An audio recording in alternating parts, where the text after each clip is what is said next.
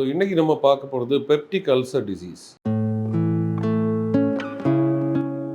So peptic ulcer disease அப்படின்னா, அதாவது ulcer மற்றும் அந்த அசிடிட்டி ரெண்டுமே வந்து ஒன்றுக்கு ஒன்று இணைந்தது. யாருக்கெல்லாம் ஆசிட் சுரப்பு ஜாஸ்தி இருக்குமோ அவர்களுக்கெல்லாம் இந்த அல்சர் ஃபார்மேஷனுக்கான வாய்ப்புகள் மிகவும் அதிகமாகி விடுகிறது. ஸோ இந்த ஆசிட் சுரப்பு வந்து எதனால நமக்கு கூடுது?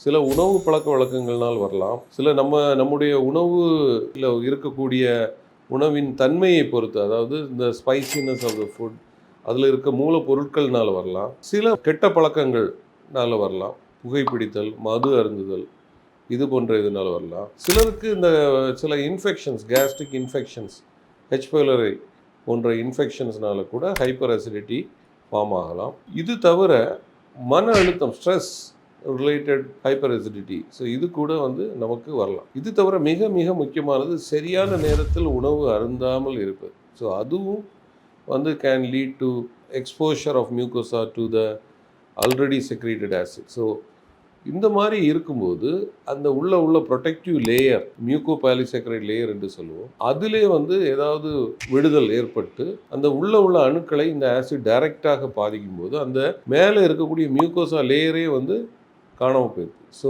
அந்த மாதிரி இருக்கும்போது டீப்பர் புண்ணு ஆகிறது தான் அல்சர் என்று சொல்லுவோம். சரி டாக்டர், அல்சர்னா நீங்கள் புண்ணுன்னு சொல்கிறீங்க, ஸோ இதனால் என்ன அறிகுறி இருக்கும்? அல்சர்னால பெயின் தான் ஒரு முக்கியமான அறிகுறி. ரெண்டாவது வந்து சாப்பிடும்போது இருக்கிற டிஸ்டர்பன்ஸ், டிஸ்பெப்சியா என்று சொல்லுவோம். ஸோ அதெல்லாம் அல்சர் டிஸ்பெப்சியா, நான் அல்சர் டிஸ்பெப்சியா இப்படியெல்லாம் இருக்குது. அதை சாப்பிட்ட உடனே வயிறு ஒரு காந்தல், எரிச்சல், வயிறு ஒரு டம்முன்னு ஒரு ஃபுல்லான மாதிரி இருக்கிறது, ஒரு அஜீரணம், சிலருக்கு மோஷன் கூட ஜீரணமாகாமல் ஒரு சாப்பிட்ட உடனே போகிற மாதிரி ஒரு டெண்டன்சி. ஸோ இது போன்ற ஃபீலிங் எல்லாமே வந்து வரலாம்.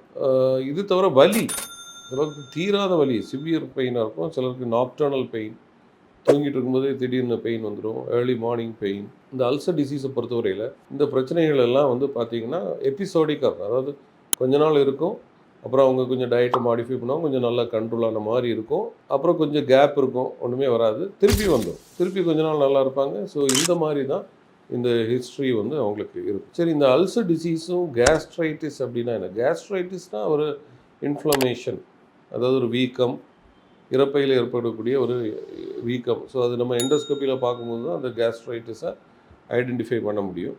இந்த கேஸ்ட்ரைட்டிஸ்னாலேயும் இதே போன்ற டிஸ்பெப்டிக் சிம்டம்ஸ் வரும்.